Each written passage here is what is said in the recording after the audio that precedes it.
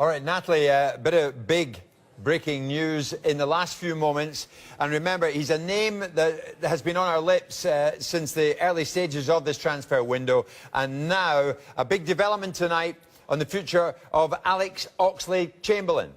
Here's Cavi Solico. Cavi, what have you got? Liverpool have agreed a fee to sign Alex Oxlade-Chamberlain from Arsenal. This deal has been agreed just in the past hour, we were told. Apparently the deal that is going to be signed is a 6-year deal. But bear in mind now that talks have to start about personal terms. That is not going to be an issue at all. Bear in mind he turned down a new contract offer from Arsenal worth about £180,000 a week. So personal terms will not be an issue. Now, he is at St George's Park himself at the moment. I think part of his medical could be held there, but that fee has been agreed. We're just trying to get confirmation of how much it is. I think it's likely to be between 35 and 40 million pounds. Yeah. But it looks like Liverpool have got their man. And Chelsea, what do we know about their bid? Chelsea bid 35 but didn't get him. And that fee had been agreed between Chelsea and Arsenal as well, hadn't Yes, Chelsea tried to do the deal quickly. They agreed the fee first. I think the crucial factor has been where Alex Oxlade-Chamberlain is going to play. There was a suggestion that if he went to play at Chelsea, he'd be used more as a wing-back. One of the reasons he wants to leave Arsenal is because he wants to play in the centre of midfield. We've been told that at Liverpool, he will be playing either in the midfield three or out wide. At the moment, the midfield three at Liverpool, of course, is Wijnaldum, Henderson and Chan. So he would be in the mix for one of those starting places. 30 hours to go until the transfer window shuts, and we understand here negotiations remain ongoing between Manchester City and Arsenal over Sanchez. But Raheem Sterling won't be part of any deal. We're told City want him to stay at the club. Sky sources tell us that Alex Oxlade-Chamberlain has turned down a move to Chelsea and is holding out for a transfer to Liverpool. Chelsea could turn their attention to Danny Drinkwater, who has asked to leave Leicester. And what about this? Swansea have clinched one of the best deals of the window. Details to come as they prepare to bring in Renato Sanchez from Bayern Munich.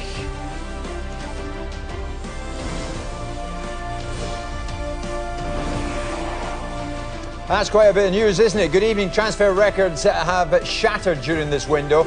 But as we get closer to tomorrow's deadline, there are still some very big deals yet to be done. Yeah, it promises to be a hectic day, and as half of some of the country's biggest clubs leave it late to do their business. But have they left it too late? Arsenal have made a poor start to the season, and it looks more likely that players are heading out rather than heading in. We'll be live to the Emirates. He's quite a character, isn't he?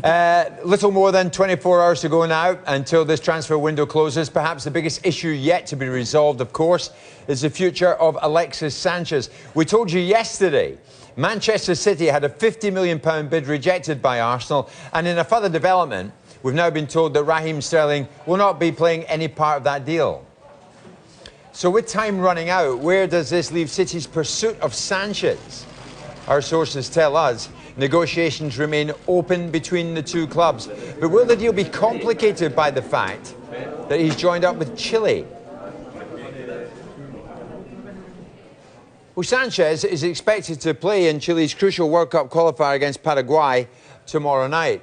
Due to the time difference, he'll be kicking off 30 minutes after the transfer window closes. So could he belong to a different club by the time he's next in action?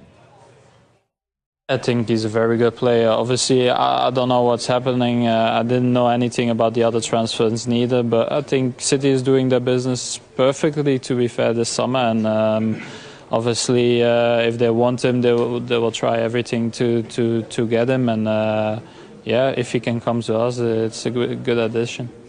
So is that due to a change of position? The last game he played for Manchester City last season, he was used as a winger. He started his first game of this season against Bournemouth on Saturday and had a more central role, eventually scoring the winner. On Friday, Pep Guardiola revealed Sterling may play as a number 10 this season. In the pre-season last season, Rice played all the time in the white. in this season, since the game I think Real Madrid, the second half play more number 10 behind the striker. Wow, he's so dangerous there in that position. I like him to see there more close in the middle because he's confident. He say, okay, I'm there, I'm going to score a goal. So it doesn't look like Sterling is heading to Arsenal, and Arsenal could be set to lose Alex Oxlade-Chamberlain before the end of the window.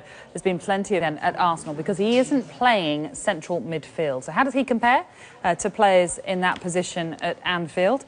Oxlade-Chamberlain scored twice last season, that's with fewer goals than Jorginho, Wijnaldum and Emre Can.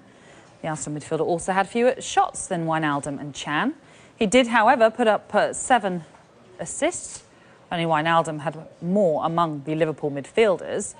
Oxlade-Chamberlain created 32 chances, 11 fewer than the Dutchman, while his passing accuracy was better than Can, but short of the figures there for Wijnaldum and the Liverpool skipper Jordan Henderson. Let's go live now to Jamie Weir, who is at the Emirates Stadium for us, just the back of 5 o'clock this Wednesday evening. Jamie, good evening to you. So what has been the reaction to the prospect of Arsenal losing some of the top players? Yeah, good evening to you, Jim. Not happy, it's fair to say. There's a lot of head scratching going on here at how Arsenal have arrived in this position. A lot of the fans I've been speaking to this afternoon talking about a lack of forward planning, talking about these players wanting to leave because of a lack of ambition from the club. Many laying the blame squarely at the feet of a passive board who have allowed the manager to run the club as he sees fit, which means they've found themselves in this situation with just over 24 hours of the transfer window to go, and Arsenal on the verge of potentially losing their most prized asset and another extremely valuable player to them as well, with seemingly no replacements lined up. This is what the fans I've been speaking to have had to say. If he goes, there'd be a lot of trouble here. You know, letting a player like that go to Man City or Chelsea. You don't let go of your prize asset and don't bring anybody in who can replace him. So, as far as I'm concerned, they need to either make him stay or find a way for him to stay, or alternatively get somebody in who's going to actually do the same job. Arsenal over the seasons has, have a tradition of letting their best players go, and I think if something should be done, they should keep their best players. Sanchez looking like he might go, Oxlade-Chamberlain the same. What's going on at Arsenal? I don't really know, I just hope we can keep them, you understand? To tell you the honest truth, we need them. If we lose them, we're going to be under serious pressure today. And a lot of that bemusement, that frustration, I think, amplified because Arsenal fans see the way other clubs have been doing their business this summer, nowhere more so than perhaps in the other half of North London, where, OK, Spurs have sold Kyle Walker, Danny Rose has faced plenty of links to other clubs as well, but both of those players were on long-term contracts, so Spurs could demand money for them. These players, Oxlade-Chamberlain and Sanchez, are both entering the final year of their contract, and Arsenal have done nothing about it, and I think that is why these Arsenal fans are feeling very frustrated today. Jamie, thank you very much. Back with Jamie Weir a little later. Well, that deal has a knock-on effect, of course, elsewhere. Now Chelsea have seemingly missed out on Oxlade-Chamberlain. They could step up their pursuit, we're told, of Danny Drinkwater, because sources tell us that Drinkwater put in a transfer request on Monday. We understand Chelsea have already bid £23 million for the midfielder, but Leicester don't want to sell him, and it would take an offer of more than £30 million for them to even consider it. Earlier in the window, we reported that Drinkwater was one of 3 midfield targets for Chelsea, along with Oxlade-Chamberlain and Ross Barkley. Now, Oxlade-Chamberlain is seemingly out of the picture. It seems like Chelsea are left with either Drinkwater and Barkley on their list.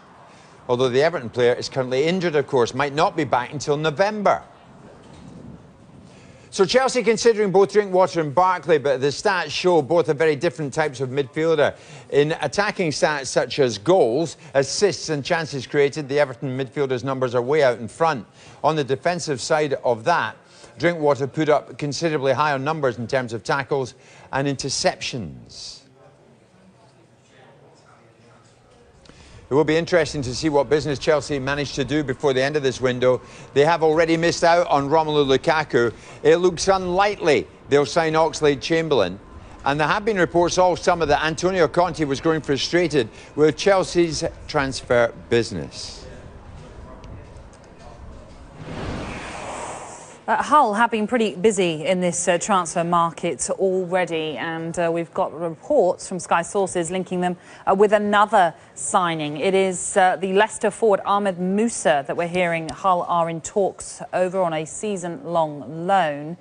He did play under the Hull head coach, Leonard Sutsky, at CSKA Moscow, and hasn't really got to grips with life at Leicester, not really featured that much last season, and has only played in the Carabao Cup this season for Leicester. What we are hearing is that the main issue over this potential transfer is how the two clubs are going to structure the wage situation. That's what they're trying to address, on how they're going to pay for Musa's season-long loan. But Sky Sources is telling us then that Hull are looking to further strengthen their side with the signing of the Leicester striker Ahmed Musa. It's a good one, isn't it? Big news broken in the last half an hour or so. This actually could be one of the most surprising moves of the window, and Swansea could be the beneficiaries, because Swansea are tonight very close to signing Renato Sanchez on loan from Bayern Munich. Now, Sanchez moved to Germany from Benfica last year in a deal that could potentially reach more than £70 million, but he didn't make a huge impact in the Bundesliga. He's only 20, and he had been linked with a move to some of the biggest clubs in Europe. Now, it looks like Paul Clement's linked with Bayern Munich, of course, will give Swansea the edge here in landing a fellow who's regarded as a highly rated young player. So what do we know about Renato Sanchez? Well, the midfielder cost Bayern an initial £27.5 million from Benfica. That could end up being a lot more, though. He has won the league title in Portugal and in Germany, and he was part of Portugal's Euro 2016 winning squad. And Sanchez was voted UEFA's Young Player of the Tournament at Euro 2016. So there's plenty of news involving Arsenal today. Kieran Gibbs has completed his move to West Brom. Gibbs has signed a 4-year contract for a fee we believe to be £7 million. He leaves Arsenal after 10 years and over 200 appearances at the club.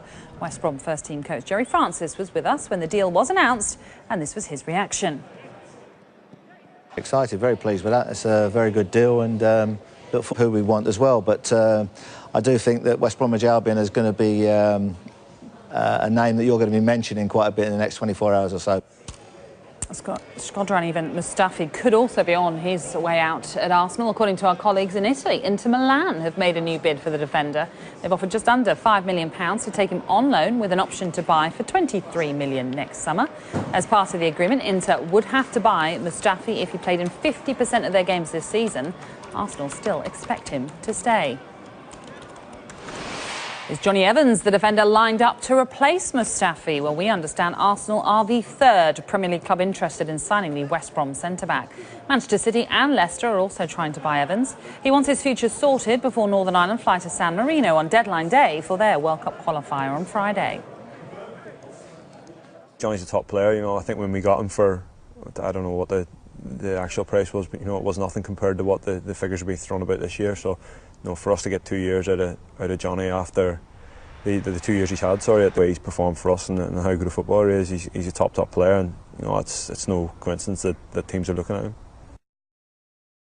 It's not a distraction for Johnny. He's old enough and wise enough now to know that, you know, it doesn't distract him. But I've always said it, you know, that Johnny is, in my opinion, one of the best. You know, not just in the Premier League but throughout Europe. And if he gets a chance to move, you know, it would be great for him. It'd be great, obviously, for us as well in the international team. You know, but I'm obviously not aware of what the situation is there. He's playing week in, week out in the Premier League with West Brom, so you know, Johnny's been there, he's done it, and you know, he deserves a move to the top club, in my opinion. OK, let's go live now to Rob Dorsett, who's at West Brom's training ground, and big developments there today. Rob, good evening to you. So tell us about this significant signing.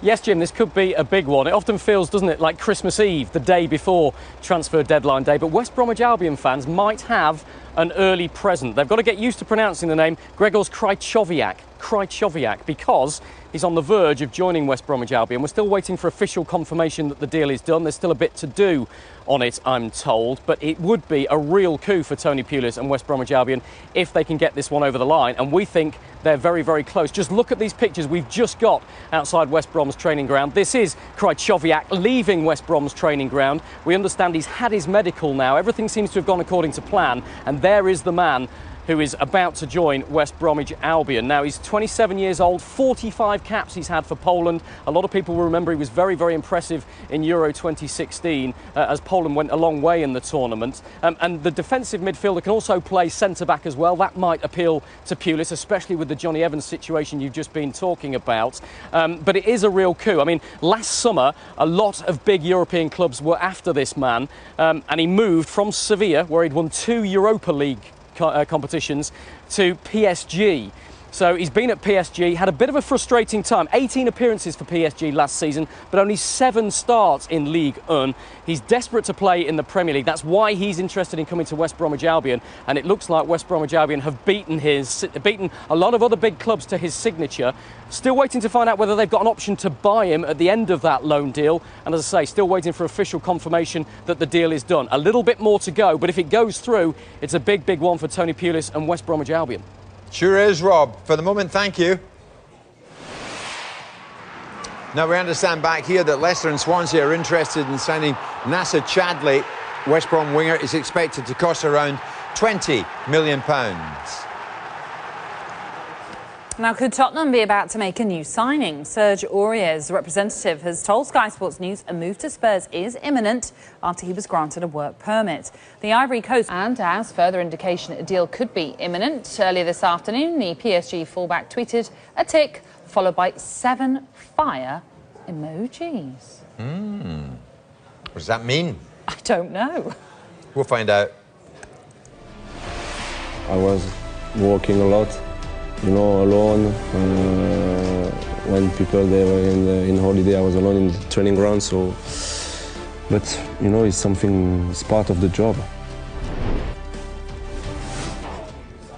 Let's just give you a bit of background on how Swansea City appear to have signed one of the best young midfielders in Europe. Of course, his name is Renato Sanchez. He's currently at Bayern Munich, but Bayern Munich have said that they'd allow him to move out on loan. And it looks like Swansea City very, very close to signing him, despite the fact that clubs like Liverpool and Chelsea and Monaco were also interested in signing him. So the background to this is that we've been told that this loan deal is now very, very close to Swansea City. This has moved very fast over the past 24 hours. And the key reason why he's going to Swansea is because Bayern Munich want him to play regularly, and they think that he's going to get that regular football at Swansea City. Of course, the other main factor is the fact that the manager at Swansea City is Paul Clement, who used to be the assistant manager at Bayern Munich, so he's worked with Renato Sanchez in the past. Now, for Swansea City, this is an incredible deal to get a player as good as Renato Sanchez. And the fee, we're being told, the loan fee, is just £2 million. That is all they're going to be paying for him. I think a bit more than £2 million, actually, plus his wages, of course. But bear in mind that Swansea City made £45 million from selling Gylfi Sigurdsson, and they're now replacing him with Renato Sanchez for a loan fee that is just a bit over £2 million. OK, we understand Crystal Palace are interested in signing the Leicester winger Demarai Gray. Well, plenty more transfer news throughout the hour, Natalie, as well as tomorrow being deadline day. Is it? Yes, it certainly is. And it could also be a significant day for Eden Hazard, because he hasn't played for more than 3 months. That's due to a broken ankle. He's now in line to make his comeback for Belgium in their World Cup qualifier against Gibraltar. The last 3 months was not easy. You know, like I say in French, I was working a lot, you know, alone. When people they were in holiday, I was alone in the training ground. So, but you know, it's part of the job. I learn. You know, every day you learn. I learn also last 3 months, but I'm just happy. I just want to play football, and I'm just happy to be back on the pitch. Natalie, interesting bit of news just reaching us here, and Liverpool fans will be very interested in this. And I'm not talking about Alex Oxlade-Chamberlain before we start. We understand tonight over in Germany, Wolfsburg have been in talks and they hope to take Divock Origi on a season-long loan deal. Origi, we understand that Liverpool are open to the idea of Origi going abroad for regular first-team football.